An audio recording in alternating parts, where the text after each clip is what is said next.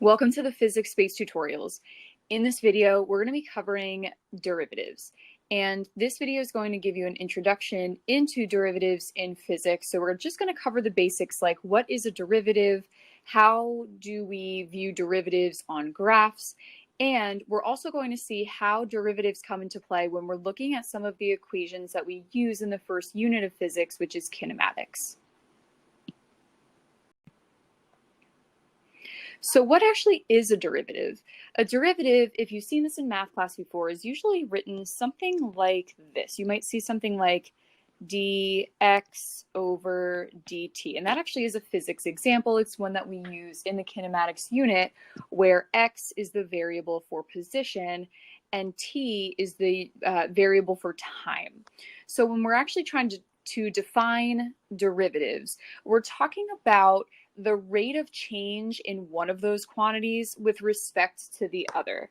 So when we're looking at the way that this expression is written here, we're looking at an expression that's talking about the derivative of position with respect to time, or how is the position of an object changing as time passes. So this definition here, if we think about this rate of change in position with respect to time, you might recognize, if you've already had a little bit of physics class, you might recognize that as the definition for velocity.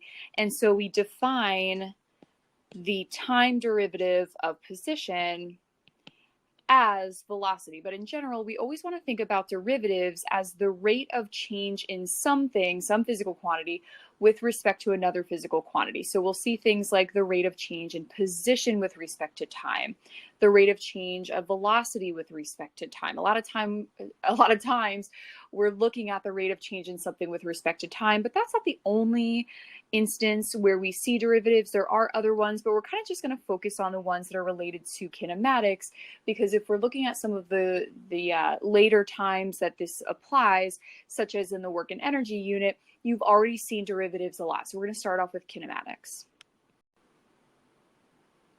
Understanding what a derivative is has a lot to do with graphing. So here we see a graph of position versus time. So position is on the y-axis and time is on the x-axis. And if you're thinking about here what some important aspects of a graph are, in general, we can think about maybe the y-intercept. We might look at the slope of the graph. We might even look at the area underneath the curve or between the curve and the x-axis. But if we're trying to figure out how derivatives kind of fit into this representation of motion, so again, in this case, position versus time graphs represent motion. So if we're trying to see how a derivative fits in here, and again, we're kind of considering this rate of change in position with respect to time, the aspect of our graph that tells us the rate of change in position is the slope. So the slope here, if we were to figure out what that is at any point in time, so we can see here that the slope is changing. It's not a constant slope. So that means that our velocity, or this rate of change in position, is not consistent throughout the motion. But if we were to draw a little tangent line, so just a little line here that kind of touches at one point to indicate the slope of the graph there, the tangent line's slope tells us the velocity or the rate of change in position with respect to time at that point. So when we're finding the time derivative of position, so maybe we're finding the derivative of a position function, it's also telling us the slope of the graph at a certain point or over a certain range of times, a certain time interval. So we might have, for example, a function. I'll give you a simple one. It doesn't match up with this graph. Okay, it's one that's more simple. We might find that we have a position function where we have something like 3t squared plus 2t plus 6. And in this function here, we would be able to take the derivative of that function And since we've already talked about the fact that the derivative of that function is going to give us velocity, we could find then a function for velocity. And if you're familiar at all with the power rule for derivatives, go ahead, just pause the video for a quick second and try that out. I'll show you in a second what it is, but see if you can do it. If you're not quite there yet, no worries. If you haven't learned how to actually use and apply the power rule yet, don't worry about it. We'll take a look at that in another video. But if you applied that power rule,